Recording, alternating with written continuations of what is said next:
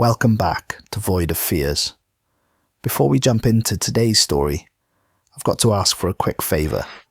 If you could smash that like button, drop a comment below, and hit subscribe if you haven't already. It seriously makes a huge difference.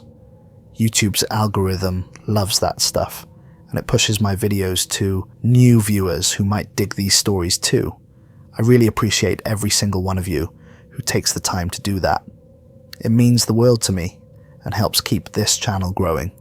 Alright, enough of me rambling. Let's dive into today's story. The recording light blinks red in the darkness. My hands won't stop shaking as I press them against the console, trying to steady myself enough to speak. The words catch in my throat twice before I manage to get them out.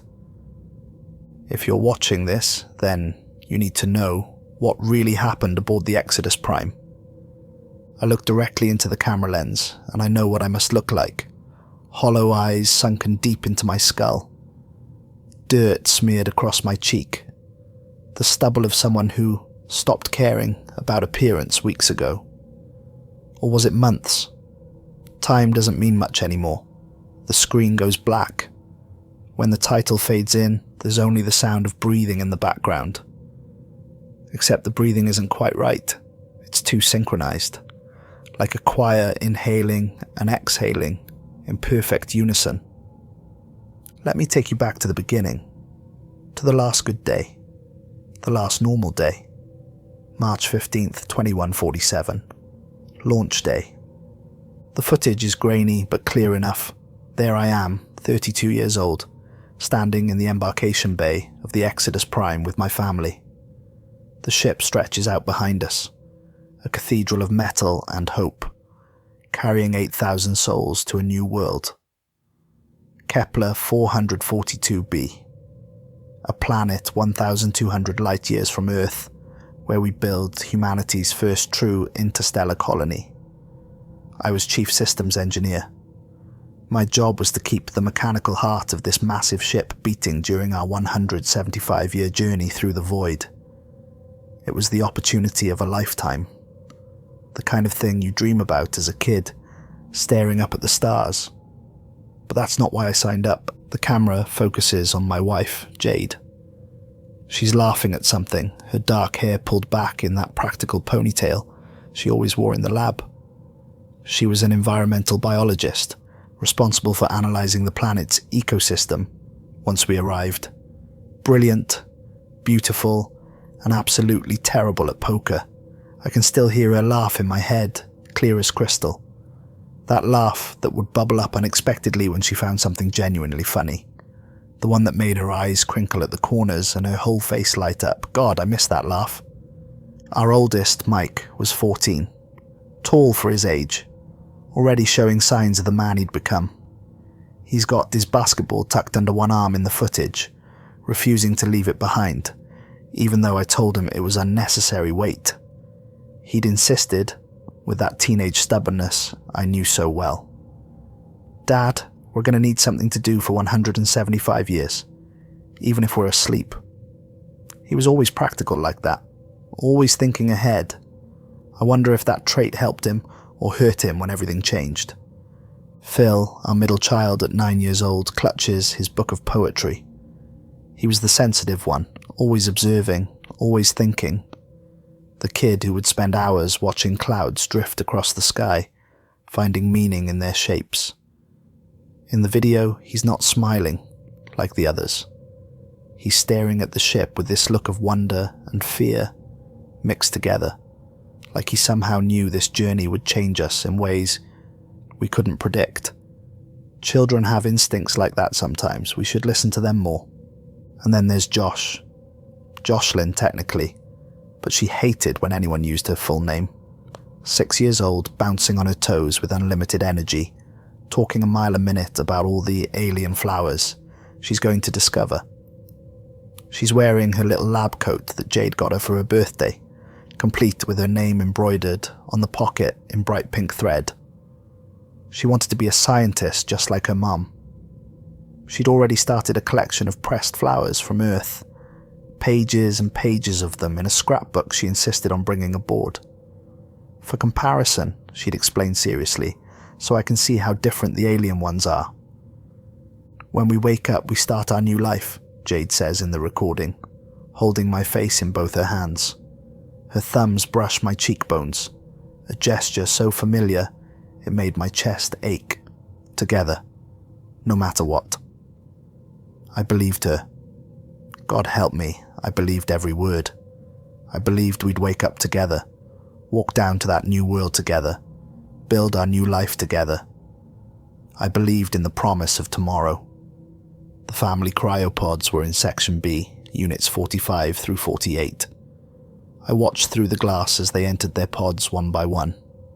Mike gave me a thumbs up before his pod sealed, that confident grin on his face.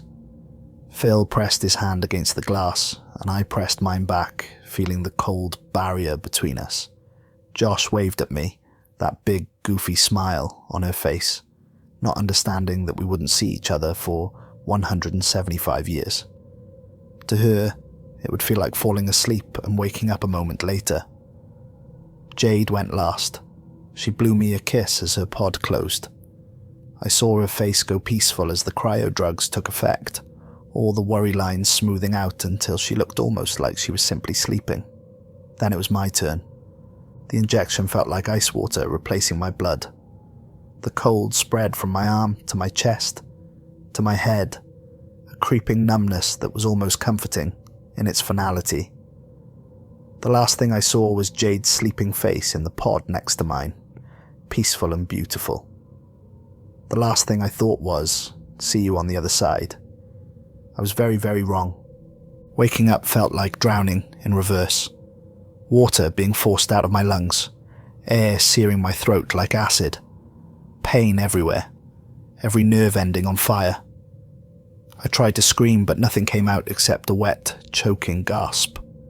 My muscles spasmed, bones aching like they'd been frozen solid, and were now cracking back to life. The darkness was absolute. For a terrifying moment, I thought I'd gone blind. Then, the emergency lights flickered on, weak and red, barely pushing back the shadows. Everything was wrong. The pod bay was covered in dust. Not the thin layer you'd expect from a long voyage, but thick accumulation, inches of it in some places. Corrosion on the metal surfaces eaten through, in spots I could see straight through to the wiring beneath. The air tasted stale, recycled too many times, with an underlying metallic tang that made my stomach churn. I fumbled for the pod's control panel, with numb fingers. It took 3 tries before I could make my hand cooperate enough to activate it. The screen came to life with a flicker, several pixels dead, and I saw the date. Year 2447. I stared at it, certain I was reading it wrong. Blinked hard, tried to clear my vision, but the numbers didn't change. I'd been asleep for 300 years. We were supposed to arrive in 23, 22. We were 125 years past our destination date. The mission status display read, Colony established, population 7,891, all systems nominal. All systems nominal. They'd made it. The colony was successful, so why was I still on the ship? Why had no one come back for me? I practically fell out of my pod, legs weak and uncooperative. My muscles had atrophied more than they should have, even with the cryopreservation protocols. I hit the floor hard, the impact jarring my teeth, and had to crawl for the first few feet before I could stand. The cryo base stretched out before me, row after row of empty chambers. Every single pod was open, their doors hanging at odd angles like mouths frozen mid-scream. Every single one except mine. The silence was oppressive, broken only by my ragged breathing and the distant hum of failing life support systems. I ran, stumbled really, my body still half frozen, muscles screaming in protest. Section B, Family Unit 7, pods 45 through 48, empty. All of them. Opened from the inside, the way they were supposed to open. Mike's pod had his basketball, sitting on top of it, the leather cracked and dry from centuries in recycled air. Phil's book of poetry lay on the floor beside his chamber, pages yellowed and brittle. I didn't dare pick it up for fear it would crumble in my hands. Josh's little lab coat was folded carefully on her pod's edge, that pink embroidery still visible. Her scrapbook of pressed flowers sat next to it, and against my better judgment I opened it. The flowers had faded to brown, but I could still make out her careful labels. Rose, from Grandma's garden, June 2146. My throat tightened. And Jade's pod. God, Jade's pod. The exterior control panel was scratched to hell, deep gouges in the metal, like someone had clawed at it desperately, trying to get back in, or trying to get me out. There were dents too, like someone had beaten on it with their fists. I touched the scratches, felt how deep they went. Human fingernails had done this. Jade's fingernails. I pulled up the emergency terminal, hands shaking so badly I could barely work the interface. Family Unit 7, status, awakened. Date, March 30th, 2147. 15 days after launch. Medical status, nominal. Current location, colony surface. They'd woken up 15 days after we left Earth. Something had gone wrong almost immediately. They'd been on the planet for 300 years. That's when I saw the wall. Someone had used a plasma cutter to burn words into the metal. Jade's handwriting. I'd seen it a million times on grocery lists, birthday cards, love notes left on the bathroom mirror. Her distinctive way of forming the letter G. The way she always crossed her T's with a flourish. Colton, I tried to stop them from waking the children. I failed. Don't come to the surface, whatever we've become. It's not what we were meant to be. The planet changed us. I'm so sorry. I love you. Stay away. The Jade you knew is almost gone. J. Below it in Mike's teenage scrawl, all capital letters and aggressive slashes. Dad, Mum's scared but we're okay. We feel amazing. Come find us. Phil's handwriting, neat and precise, as always. It doesn't hurt, Dad. It's beautiful. And at the bottom, in the careful block letters of a 6-year-old, some letters backward. Daddy, I miss you, but I'm not scared anymore. Josh. The date next to the message, 2161, 14 years after landing. My family had been awake for 14 years before they wrote this. Before something happened to them. Stay away, whatever we've become. The Jade you knew is almost gone. I found Josh's drawing tucked inside the lab coat pocket. A crayon picture of our family holding hands under an alien sun, bigger than Earth's sun, more orange than yellow. 5 stick figures with big smiles. Mum, Dad, Mike, Phil and Josh. She'd written, "Our new home," across the top in purple crayon. Purple had been her favourite colour. She'd wanted everything purple. Purple backpack, purple shoes, purple bed sheets. That's what broke me. Not the message. Not the empty pods. That stupid purple crayon drawing. I don't know how long I sat there crying in that empty cryo bay. Time didn't mean anything anymore. Eventually I made my way to the ship's communications array. My legs were steadier now, muscle memory returning, but I felt hollowed out inside. The Exodus Prime was old, systems barely functioning. Lights flickered in corridors I passed through. Panels sparked with exposed wiring. The ship had been dying slowly for centuries, maintaining minimal life support for one sleeping passenger. But the long-range sensors still worked. I pulled up feeds from the planet below. Kepler 442b hung in space like a blue-green jewel. From orbit, it looked perfect, Earth-like, beautiful. Continents and oceans in roughly the same proportion as home. Cloud formations swirling in familiar spirals, but as I enhanced the images, I saw the differences.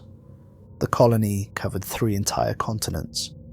Not just settlements, but complete urban coverage from coast to coast. Cities sprawled across the landscape, connected by networks that pulsed with soft bioluminescent light. like veins carrying luminous blood through a massive organism. The architecture was like nothing I'd ever seen. Organic, flowing. The buildings seemed to breathe, their surfaces rippling in waves. Some structures spiraled upward in impossible helixes. Others spread horizontally like massive flowers. Nothing had straight lines. Nothing looked constructed so much as grown. I watched the feeds for hours, trying to understand what I was seeing. The cities were densely populated, thousands of people moving through the streets, but something was wrong with how they moved. Too coordinated, like they were part of some vast choreography, every step planned, every gesture synchronized. I zoomed in on one plaza, hundreds of people crossing it and not a single collision, not a single misstep. They flowed around each other like water, like they knew where everyone else would be before they moved. I needed to know. I needed to hear a human voice, even if it was just the ship's AI. "This is Colton Reed of the Exodus Prime. Can anyone hear me?" Static crackled through the speakers, loud in the silence, then nothing. Just empty carrier wave, then... "Daddy!" Josh's voice, but not 6-year-old Josh. This was the voice of a grown woman, mature, with depth and resonance, but unmistakably my daughter's voice with that same slight lisp on her S. Sounds that speech therapy had never quite fixed. "Dad, we've been counting the days." Mike, deeper than I remembered, but still with that particular cadence, the way he emphasized certain words. "Father, please descend. We've prepared everything." Phil. Gentle, soft-spoken Phil. But his voice had an odd harmonic quality now, like he was speaking in a cathedral. And then the voice that tore my heart in half. "Colton, my love, come home, we need you." Jade. But under a voice beneath it, I heard something else. Whispers.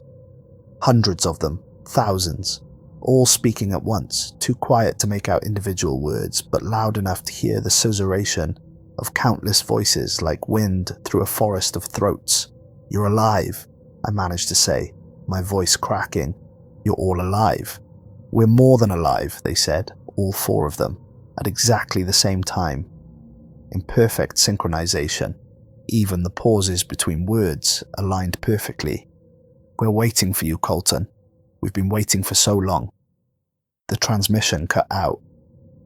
With a burst of static, I sat in the command chair staring at the planet below. My family was down there, alive. After 300 years, they were alive. That should have been joyful news. That should have filled me with hope. Instead, I felt a creeping dread settling into my bones. Jade had warned me to stay away, but she'd written that 86 years ago.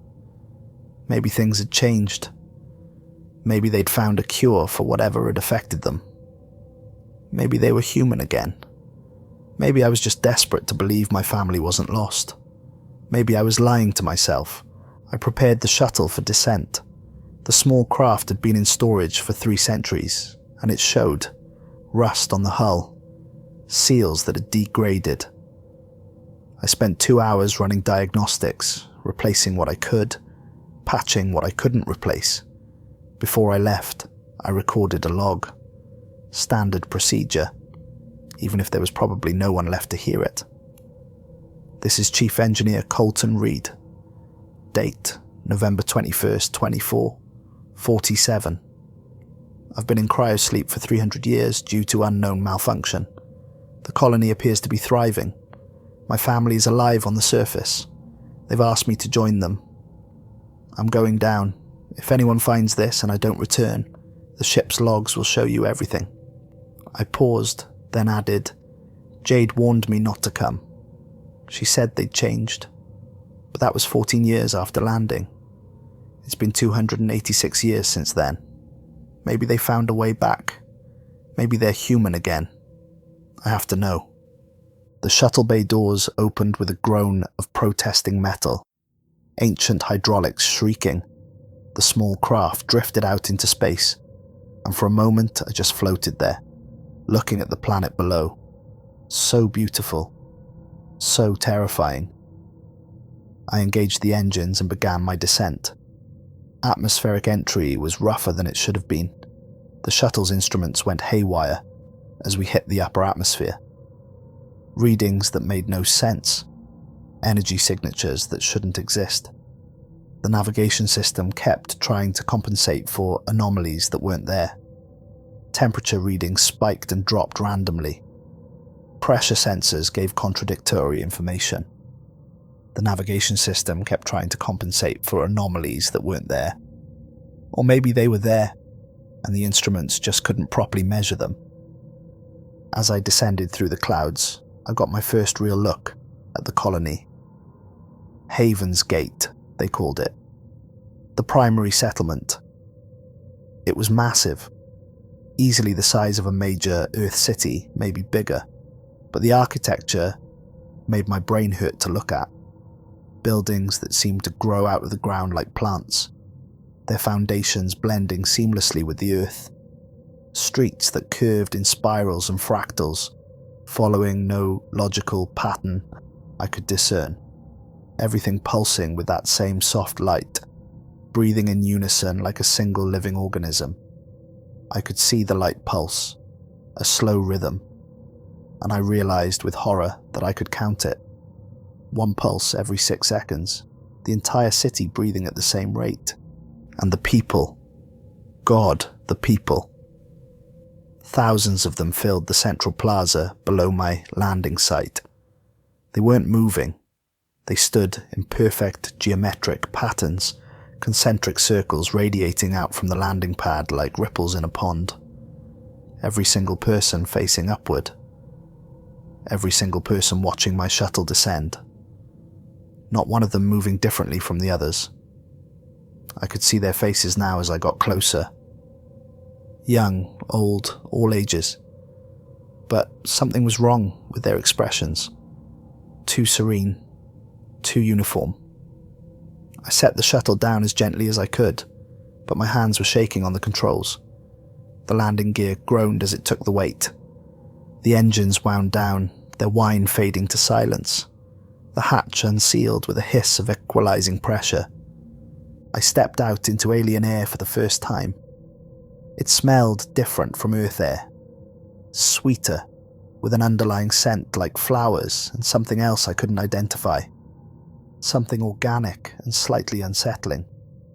The temperature was perfect, around 70 degrees, with a light breeze that carried that strange scent.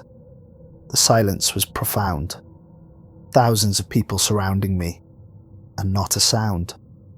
No talking, no shuffling feet, no coughing or clearing throats, just breathing. Synchronized breathing, every person inhaling at exactly the same moment, exhaling together like a tide. I could hear it now, that collective breath, like wind through a canyon. They parted, like water flowing around a stone. The crowd opened to create a path.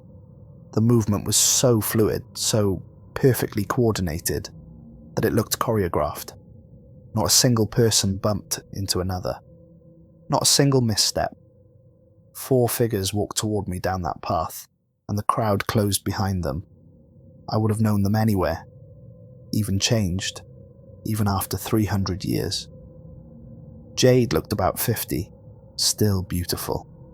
Her dark hair was shot through with silver now, but her face was the same strong jawline, the same high cheekbones, except for her eyes. Her eyes held the depth that shouldn't exist in a human being. When she looked at me, I felt like I was being seen by thousands of people at once. Not just observed, but truly seen, understood on a level that made my skin crawl. Mike was tall and muscular, maybe 35 years old. He had my jaw, Jade's eyes, that particular combination of features that marked him as our son, but that same impossible awareness in his gaze. Phil appeared to be in his late 20s, slender, almost fragile looking, still that sensitive kid, but grown now. But his face was too peaceful, too serene, like he'd achieved some Zen state and never left it. No worry lines, No tension, just absolute calm. Josh was a young woman, early 20s, and my heart nearly stopped. She looked so much like Jade had at that age. The resemblance was striking, but those eyes, God, those ancient eyes in that young face. Eyes that had seen centuries compressed into decades. They stopped a few feet away, just stood there, looking at me. I could see them breathing in perfect synchronization with each other and with the crowd behind them. "Dad," Mike said. "Father," Phil said. "Daddy," Josh said. "Colton," Jade said. "My love." The words overlapped slightly, creating a harmony that shouldn't have been possible without practice. I couldn't speak, couldn't move, couldn't do anything but stare at these people wearing my family's faces. Then they moved forward as one, arms outstretched in perfect mirror movements, and embraced me. They were cold, all of them, body temperature far below normal, maybe 85 degrees instead of 98.6, like hugging someone who had been standing outside in winter. But their grips were strong, almost too strong, and I could feel their hearts beating in perfect synchronization. 4 hearts, 1 rhythm. "We've been waiting," they said together, all 4 voices speaking in perfect harmony. Not an echo, but true simultaneous speech. "We've been incomplete without you." I felt Jade's arms around me, smelled her hair, the same shampoo she'd always used, lavender and mint. That scent was so familiar it made my chest ache. But when I looked at her face, when I really looked, I saw it. The way her lips moved slightly even when she wasn't speaking, forming words in sync with the others. When Josh blinked, they all blinked. When Mike took a breath, they all breathed. 4 bodies, 1 consciousness. "What happened to you?" I whispered. They pulled back but didn't let go of my hands. Their skin was smooth, almost too smooth, like they hadn't aged properly. Jade was crying, real tears running down her face, leaving wet tracks on her cheeks. But her expression didn't change, perfectly serene even as she wept. "We evolved," they said together. "The planet welcomed us, connected us to something greater." "Come," Jade said, speaking alone now. Just her voice, but I could see the others' throats moving slightly, like they were humming the same note. "Let us show you what we've built, what we've become." They led me through Haven's Gate, and with every step my horror grew. The colony was perfect, too perfect. Not a single piece of litter on the ground, not one dying plant. Every building maintained to pristine condition, no peeling paint, no cracked windows. Every street clean and orderly, stones fitted together without mortar, yet not a single gap or uneven surface. And the people. Everywhere we walked, colonists stopped what they were doing to watch us pass. But they didn't stare the way humans stare. They tracked us with their eyes but didn't turn their heads, didn't move at all except to follow us with their gaze. A woman was tending a garden, and as we passed, her hands continued their work, while her eyes swiveled to watch us, her head remaining perfectly still. A man repairing a building's exterior maintained his position on his ladder, but his eyes followed our movement with unblinking attention. No one was talking, no one laughed, no children played in the streets, because there were no children. Everyone appeared to be between 20 and 60 years old. Not a single infant, not a single elderly person, not a single person who looked sick or injured. "Where are the children?" I asked. "Where are the old people?" "We don't age the way we used to," Mike said. But all 4 mouths moved in perfect synchronization. The integration stabilizes our biology. We reached physical maturity and stopped. Those who were old became young again. Those who were sick became well. "Integration," I repeated. The word felt heavy on my tongue. "Is that what you call it?" "It's what we are," Phil said, all 4 voices speaking. We're integrated with the planetary ecosystem, with each other. They brought me to a dwelling at the edge of the settlement, and as we approached, my breath caught. It was our house, our exact house from Earth. Every detail perfect, from the blue shutters to the garden layout to the crack in the front step that I'd always meant to fix but never got around to. Even the mailbox was the same, slightly tilted to the left from where Mike had crashed his bike into it when he was 10. The paint colour was exact. The window placement identical. "We built it for you," Josh said, all 4 speaking. "From memory. We wanted you to feel at home." Inside was even worse. Our furniture, our decorations, photos on the walls of our family from before the launch, the exact photos that had hung in our Earth home, Mike's basketball trophies on the shelf, Phil's poetry books arranged in alphabetical order by author, Josh's rock collection displayed on the windowsill, everything exactly where it should be. Jade led me to the dining room. The table was set with our dishes, the ones with the blue flower pattern that had been Jade's grandmother's. Food prepared. All our favourite meals. Mike's lasagna with extra cheese. Phil's vegetable stir-fry with cashews. Josh's macaroni and cheese shaped like dinosaurs. Jade's famous apple pie with the lattice crust. Even the smells were right. Wafting from the kitchen, they sat down at the table, watching me, waiting.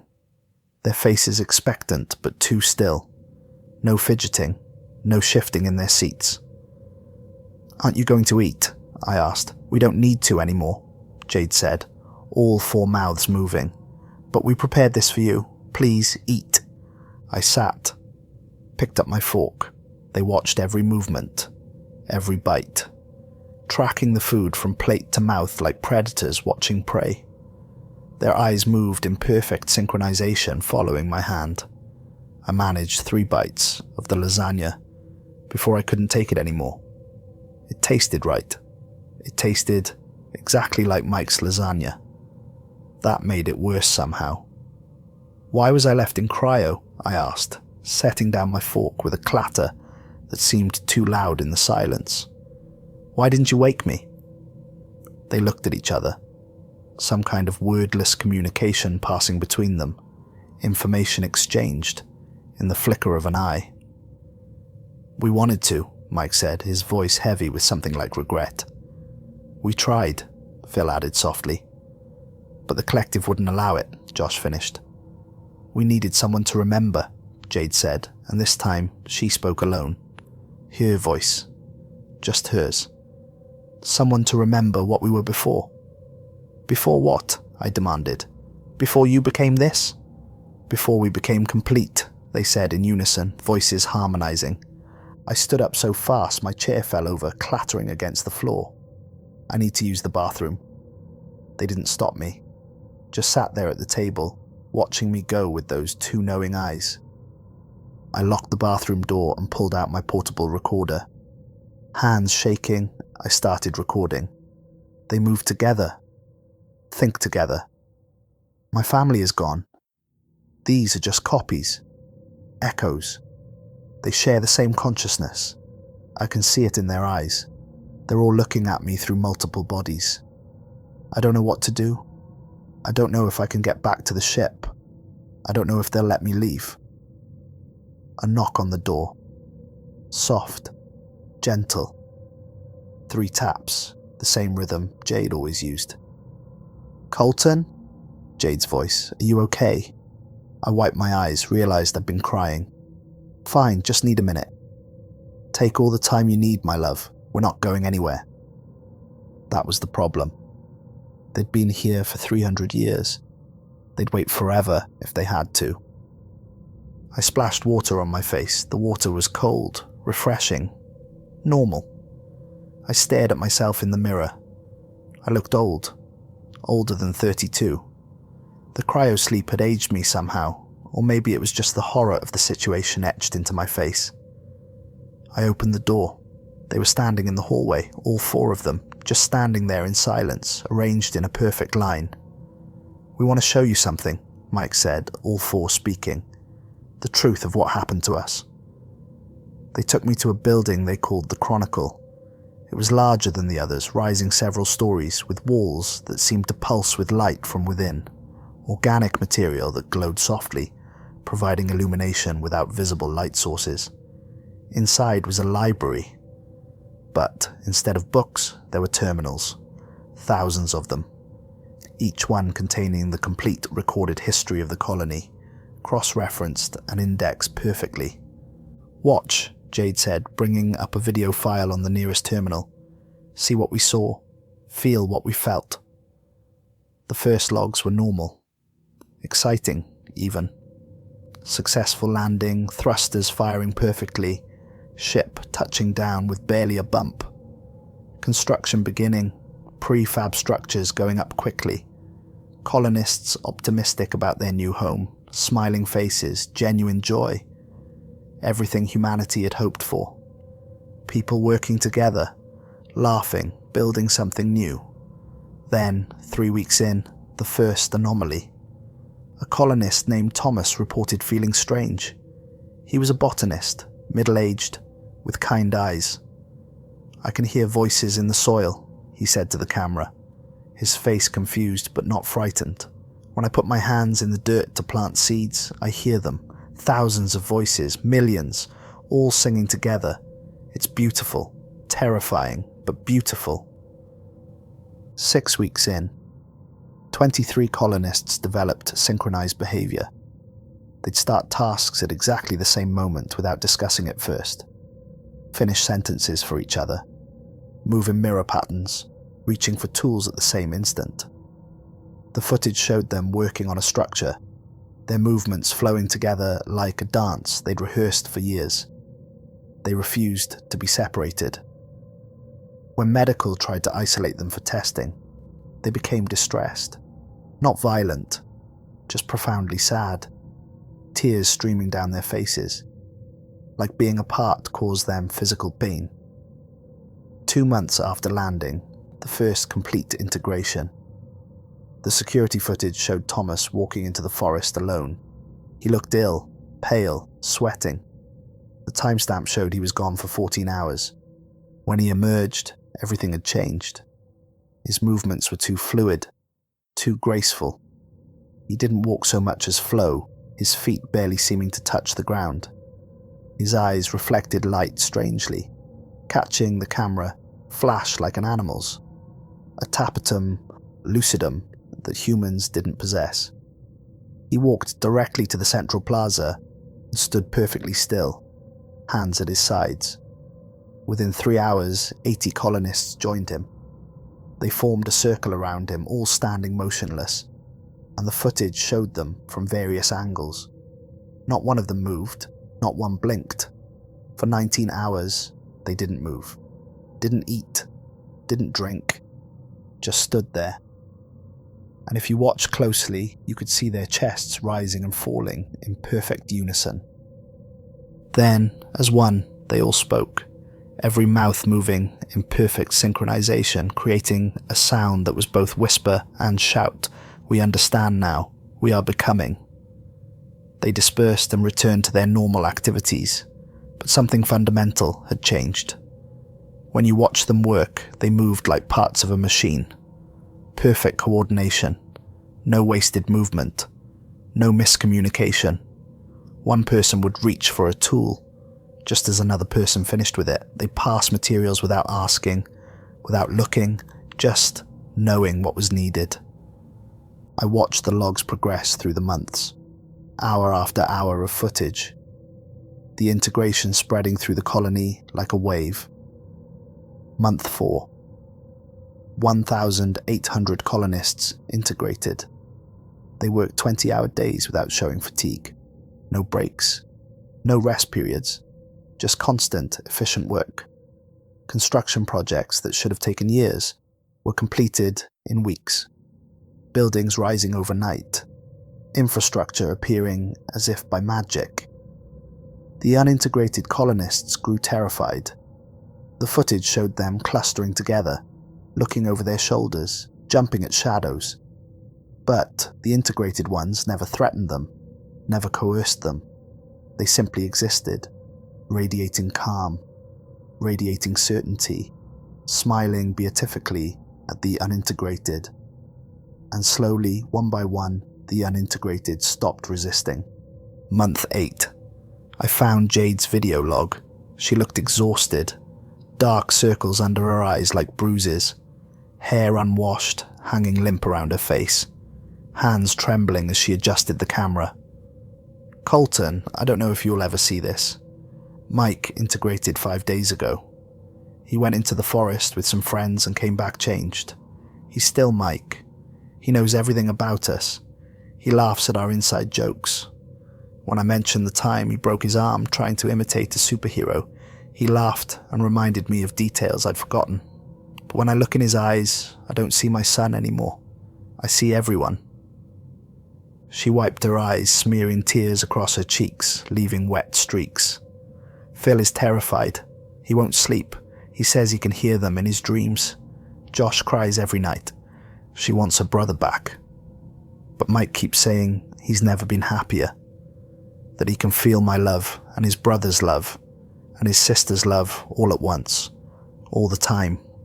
He says it's like being hugged by everyone you've ever loved, forever.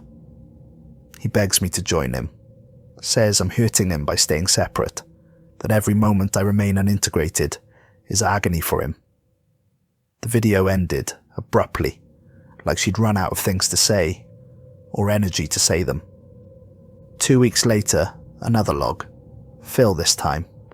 9 years old and looking about 90, his face gaunt and haunted. Mum integrated yesterday. His voice was hollow, dead. She held out as long as she could, but Mike was calling to her. I could hear it too. His voice in my head even though he wasn't speaking. Like a radio I couldn't turn off. She said she couldn't bear being separate from him anymore. That the loneliness was worse than death. Phil looked directly at the camera, and I saw myself in his face, my eyes, my expressions. Josh and I are alone now. I don't think I can hold out much longer. The voices are getting louder. Last night I dreamed I was them, all of them. I felt what they felt. It was warm, safe, like being home. I'm sorry, Dad. I'm so sorry. The final frame showed Phil walking toward the forest, holding Josh's hand. Both children walking away from the camera, their shoulders touching, walking towards something I couldn't see. Josh's lab coat, bright in the sun. I felt sick. My stomach churned, threatening to expel the few bites of food I'd eaten. Keep watching, Jade said softly beside me, her hand on my shoulder, her cold hand. You need to see all of it. Month 10. Only 62 unintegrated humans remained. They'd barricaded themselves in the ship's medical bay, using furniture and equipment to block the doors. Jade was among them. Her logs from this period were painful to watch. She'd aged years in months, barely sleeping, barely eating, pacing the small room like a caged animal. There are 8 of us left, she said in one recording, the camera shaking in her unsteady hands. The integrated ones don't try to force us. They bring us food. They bring us water. They stand outside and call our names. I can hear Mike, Phil, and Josh in my dreams. They're begging me to join them. They say they're in pain without me, that I'm hurting them by staying separate, that every day I resist is torture for them. Month 12. Jade's face filled the screen. She looked like a ghost. I'm the last one, Colton. Everyone else chose integration. Yesterday, Peterson walked out. The day before, Chen, they all said the same thing, that the pain of separation was worse than the fear of losing themselves. I kept your cryopod locked down, programmed it to keep you under indefinitely. I thought maybe this would pass. Maybe they'd become human again. She was crying openly now, not even trying to hide it, tears dripping off her chin. But it's been 14 years, and they've only grown stronger, more unified, more complete. Our children are out there. They're waiting for me. I can feel them pulling at my mind, even through the ship's walls. Even here, supposedly safe, I can feel them, like gravity, like magnetism. I'm sorry, my love. I'm so sorry. I wasn't strong enough to wait for you. The final footage broke me. Jade walked out of the medical bay. She'd lost weight, her clothes hanging loose. The door opened, and there they were. Mike, Phil, and Josh. All three of them crying, tears streaming down their faces, reaching for her with desperate hands. "Mum," Mike said, his voice cracking. "Please, it hurts so much without you." "We're incomplete," Phil whispered, looking so young and lost. "We need you." "Mommy," Josh sobbed, 6 years old and pleading with her mother. "Please don't leave us alone. It hurts when you're not with us." Jade embraced them, all three at once, pulling them close, and I watched as her body went rigid, every muscle tensing at once, her back arched, her eyes went wide. Saw the moment the integration took her. The moment she stopped being just Jade and became part of something larger.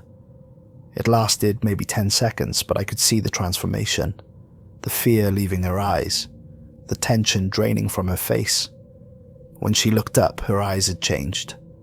That same infinite awareness I'd seen earlier.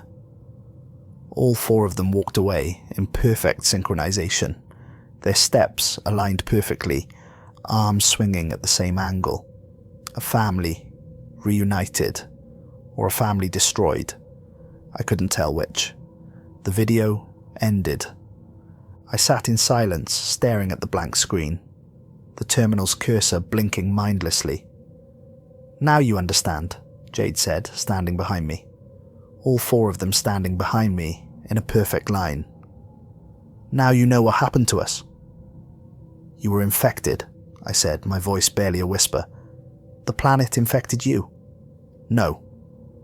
Mike shook his head, all four heads moving in mirror synchronization. "The planet integrated us, made us part of something greater. The spores aren't parasites. They're bridges. There are organisms in the atmosphere," Phil explained, all four voices, microscopic. "They enter through the lungs, migrate to the bloodstream, cross the blood-brain barrier. They rewrite neural pathways," Josh continued, "create connections between minds, biological quantum entanglement on a massive scale." "We're not a hive," Jade said, and something in her voice suggested this was important for me to understand. "We're not controlled by some central consciousness. We're all still ourselves, but we're also aware of each other, connected. We experience life simultaneously through thousands of perspectives." I stood up, backing away from them. My chair scraped against the floor. "You're telling me you're all still individuals?" "Yes," they said in unison, the word echoing. "Then stop doing that," I shouted. "Stop talking at the same time. Stop moving together. Stop being whatever this thing is." They looked at each other. That same wordless communication, something passing between them in a glance. "We can't," Jade said softly. And for a moment, just a moment, she sounded like my Jade. "Any more than you can stop breathing. It's what we are now. It's not voluntary. We're always connected, always aware of each other." I ran, didn't think about it, just ran, out of the chronicle, my footsteps echoing on the strange floor. Through the streets of Haven's Gate, past buildings that breathed and glowed, towards the landing pad where my shuttle waited. They didn't chase me. They didn't need to. Colonists appeared in my path, not threatening, not aggressive, just standing there, blocking the way. Silent sentinels with serene faces. I'd dodge around one group and another would materialize ahead of me, stepping out from buildings or alleys. Not running, just appearing in the right place at the right time to slow me down. I finally made it to the shuttle. My lungs burned. My legs ached. I slammed my hand on the control panel hard enough to bruise. The hatch opened, and I practically fell inside. Through the viewport, I saw them. Hundreds of them now, More arriving every moment, flowing from the streets like water, standing in those same concentric circles, perfect geometry. And at the center, my family. Jade, Mike, Phil, and Josh. They were all looking at me, every single person in that plaza looking at me with the same expression. Love, sadness, infinite patience, understanding, like I was a child having a tantrum and they were waiting for me to calm down. The shuttle lifted off. I gunned the engines harder than I should have, feeling the G-forces press me into my seat. I didn't look back. Couldn't look back. The flight back to the Exodus Prime was a blur. I kept the communications channel closed. Didn't want to hear their voices, didn't want to hear them call my name. But I could feel them, even in orbit, even through the hull of the ship, like a pressure against my mind. Thousands of voices just on the edge of hearing, whispering my name in perfect synchronization. Colton, Colton, Colton, over and over, a prayer or a summons. I locked myself in the engineering section and tore through every file I could find. I needed to understand. Needed to know how this had happened and why I'd been left behind. The ship's systems were degraded, but the core memory was intact, protected by multiple redundancies. That's when I found the hidden files, encrypted with my biometrics, locked away in the ship's core systems where no one else could access them. Files that required my handprint, my retinal scan, my voice confirmation. The ship's AI had detected anomalies during the initial orbital scans. Biological particles in the atmosphere, too complex to be simple spores, showing signs of deliberate structure. The AI had analyzed them, run simulations, calculated probabilities, 99.2% chance of neural integration within 3 years of exposure. The AI had enacted a protocol, Emergency Protocol Omega. Keep the Chief Engineer in indefinite cryosleep. He would be the failsafe, the witness, the one who could warn Earth if everything went wrong. Jade had known. She'd helped to implement the protocol. Her electronic signature was all over the files. She'd made the choice to leave me sleeping. There was one more file, video, dated 14 years after landing. The timestamp read 2:47 AM. I almost didn't open it. Almost deleted it without watching. But I had to know. The video showed Jade in the medical bay, recording in secret. She looked exhausted beyond measure. Hollow. Like something vital had been scooped out of her and nothing remained but the shell. Colton, my beautiful husband. I've kept you asleep for 14 years. Watched our children grow up and change. Watched them become something I don't understand. She wiped her eyes with the back of her hand. A gesture so familiar it hurt. I'm about to join them. Not because I want to lose myself, but because I can't live without them anymore. The isolation is killing me. Actual physical pain in my chest every day. They're not dead, Colton. They're just different, bigger, connected to something we can't comprehend. She leaned closer to the camera, close enough that I could see the bloodshot whites of her eyes, the chapped skin of her lips. Please, when you wake up, don't hate us. Don't hate me for choosing them over waiting for you. Warn Earth. Let them decide if this is the death of humanity or its birth. Let them decide if we found paradise or hell. I don't know anymore. Her voice broke. I love you. The woman I am right now, not what I'm about to become, loves you with everything I am. Please remember that. Please remember us as we were. Remember Mike shooting hoops in the driveway. Remember Phil reading by the window for hours. Remember Josh chasing butterflies in the garden. Remember me making terrible puns that only you laughed at. Please remember that we were human once. That we loved individually, separately, wholly. Please remember. The video ended with her reaching for the camera, her hand filling the frame before the screen went black. I sat in the darkness of the engineering bay, surrounded by the mechanical guts of a dying ship, and I cried, For my wife. For my children. For the family I'd lost to something I couldn't understand. For the choice Jade had made, the impossible choice between her husband and her children. For the 14 years she'd spent alone, holding out against the inevitable. For the love that hadn't been enough to keep her human.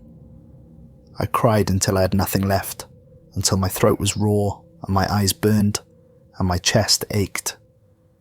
And then I got to work. I prepared a long-range transmission to Earth, loaded it with everything, all the logs, all the recordings, the complete history of what had happened to the colony, hundreds of hours of footage, the before and after. The transformation documented in excruciating detail. The warning message was simple, direct, no ambiguity. This is Chief Engineer Colton Reed of the Exodus Prime. The colony at Kepler 442b has been compromised by planetary organisms. Total integration of all colonists. Neural pathways rewritten. Individual consciousness subsumed into collective awareness. Do not send reinforcements. Do not approach this system. They are not human anymore. I repeat, they are not human anymore. My finger hovered over the transmit button. On the monitors, I pulled up feeds from the surface. The colony in all its alien glory. Thousands of integrated humans living in perfect harmony. No war.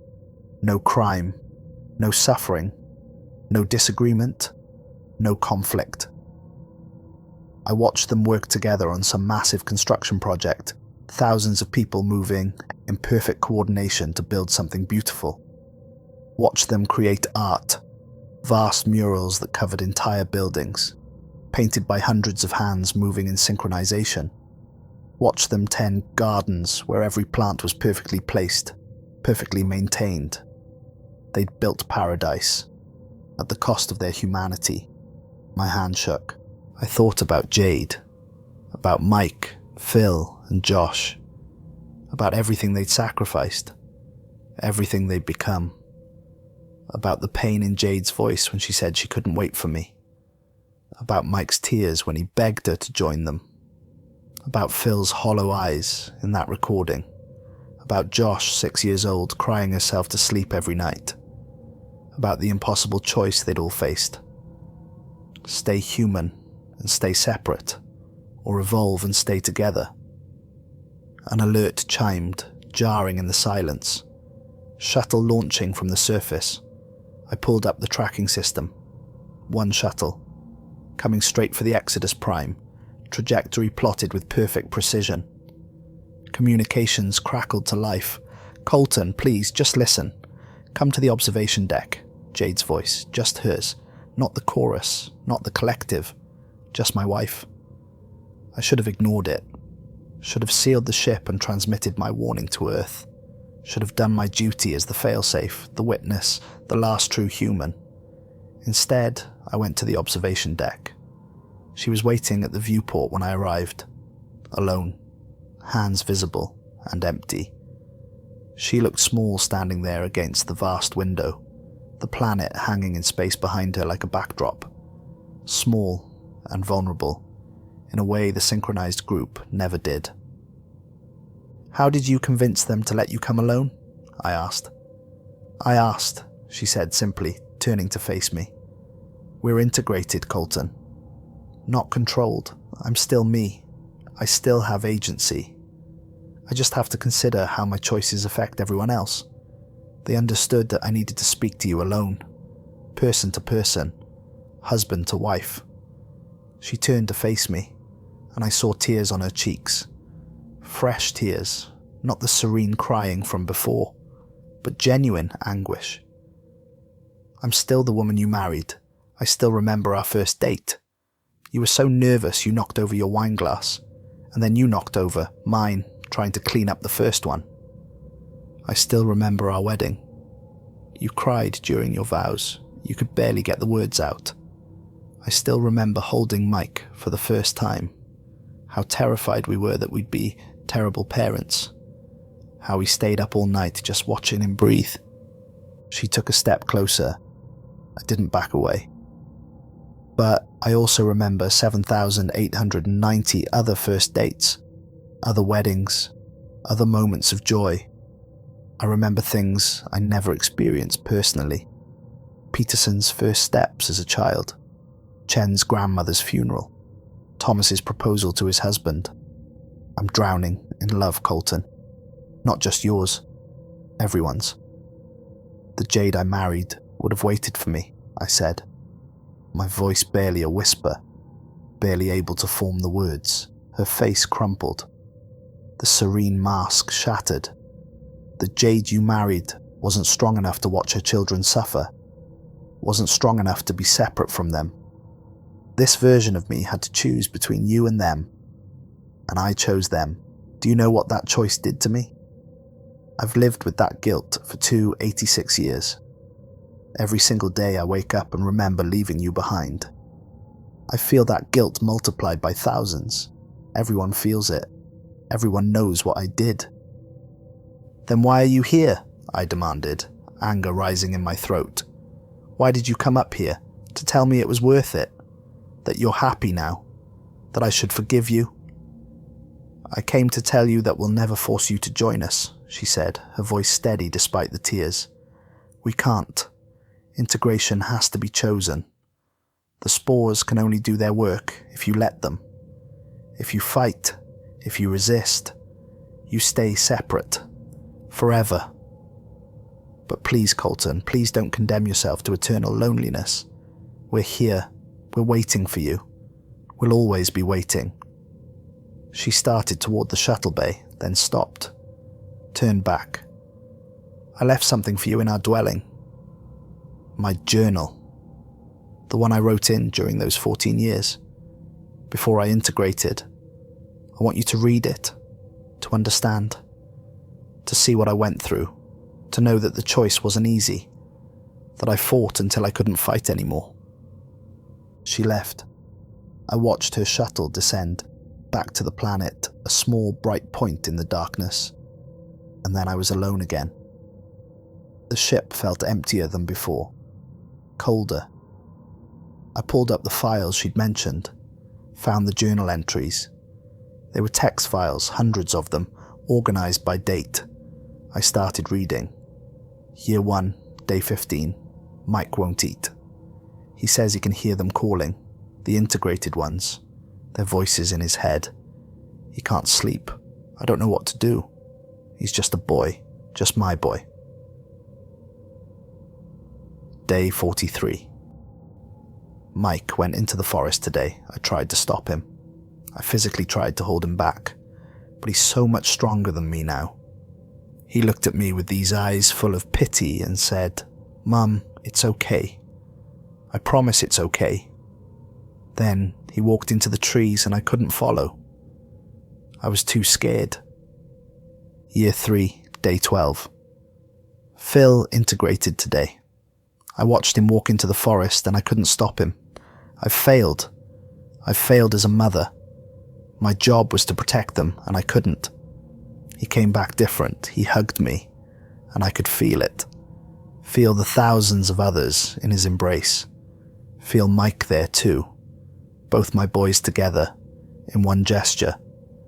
It was beautiful and horrible. Year 7, day 200. Josh asks me every day when I'm going to join them.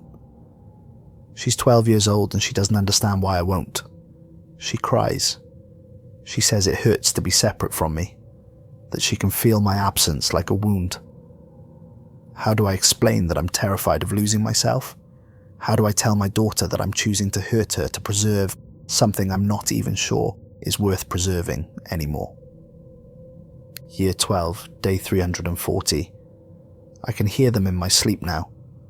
Mike's voice, Phil's thoughts, Josh's feelings. Even though I haven't integrated, the spores are in me. We're all connected, whether we want to be or not. The integrated ones are just honest about it. They've accepted what we're all becoming. And I'm just fighting the inevitable, hurting everyone with my resistance, hurting myself most of all.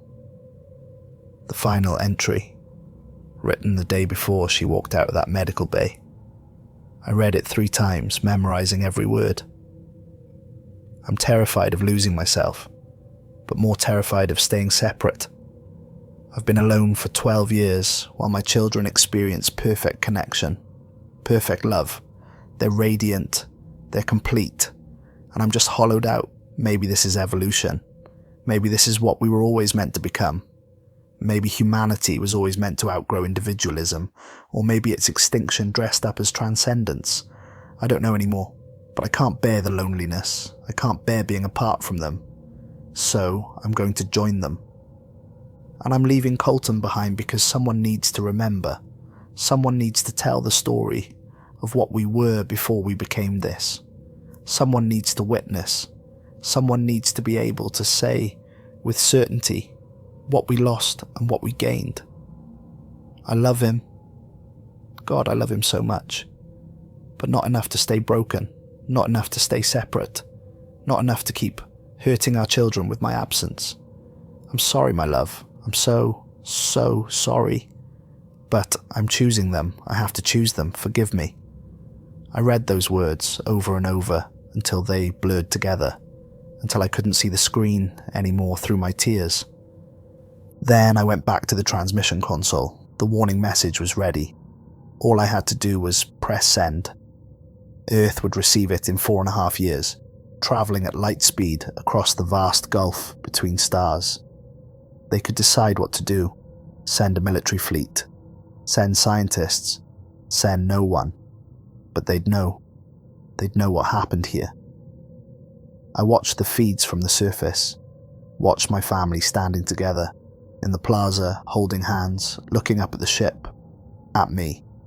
They've been waiting 286 years. They wait forever if they had to. My finger hovered over the button. I thought about Jade's words. We're drowning in love, not just yours. Everyone's. I thought about Mike saying he'd never been happier.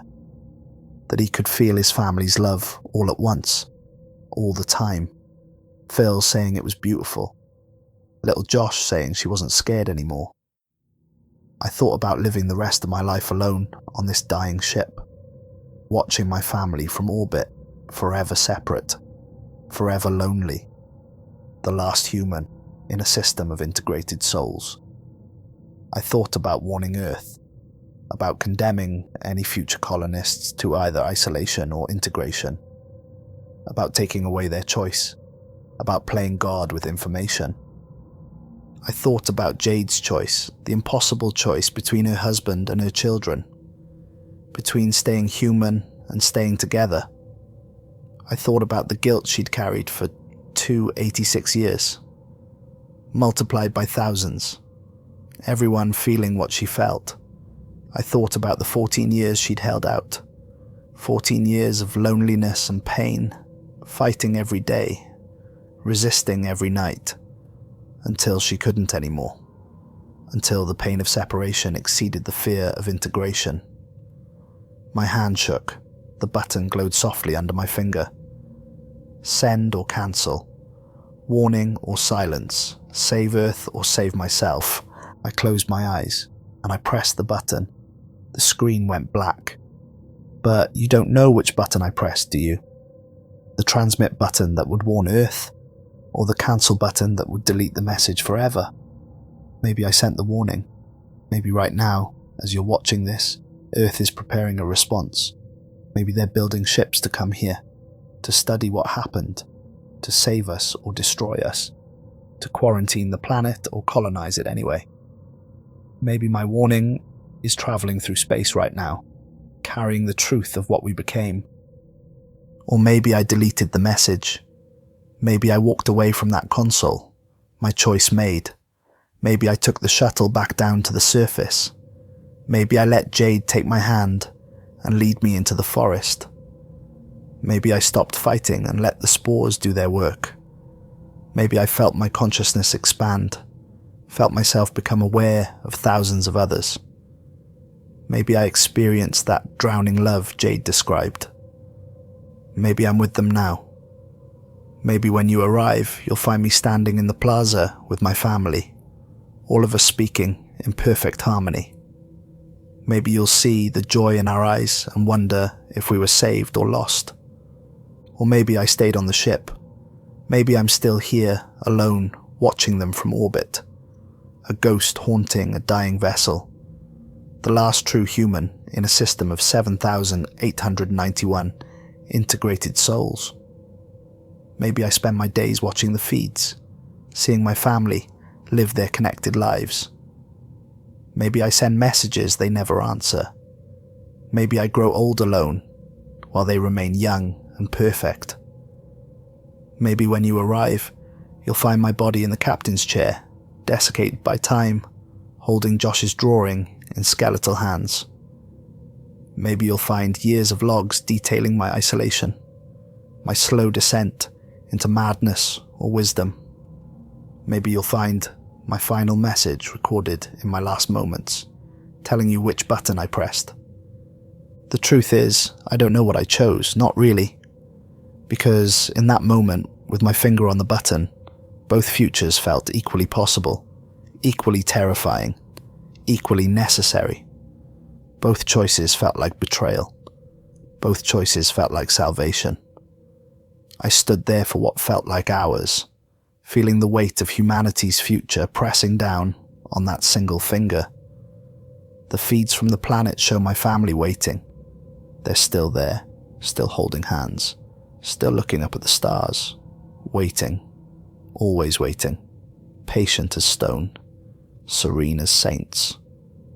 The closing title appears on screen. Earth received a transmission from Kepler 442b in 2458. Contents remain classified. Response expedition launches 2461. But there's one more thing. One final piece of footage, the observation deck. Empty, silent. Dust floating in the air, caught in the light from the viewport. The camera pans slowly to the viewport showing the planet below, that beautiful blue-green jewel hanging in space. In the reflection on the glass, a face appears. My face. But the eyes are different. Too aware. Too deep. Holding that same infinite consciousness I saw in my family. Pupils too large, reflecting light strangely.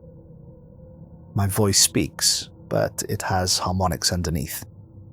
Echoes of thousands of other voices, layered and complex.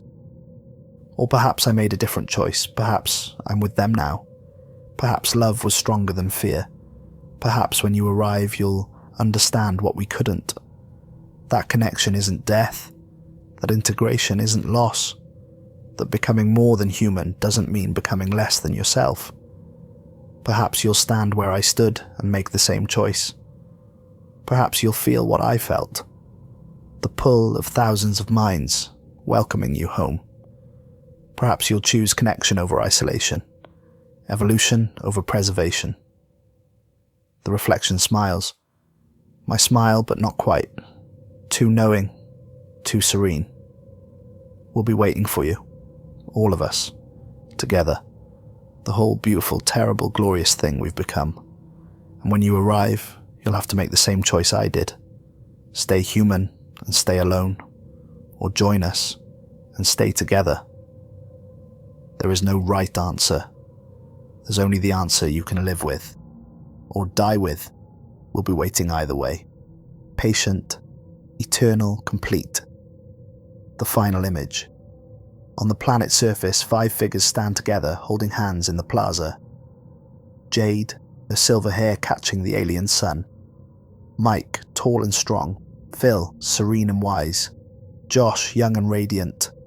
And Colton, finally home or finally lost. Impossible to tell which. All of them watching the stars. All of them breathing in perfect unison. The camera pulls back, revealing the plaza, the city, the continent, the planet. Thousands of figures visible in the streets, all standing still, all looking up, all connected, all one.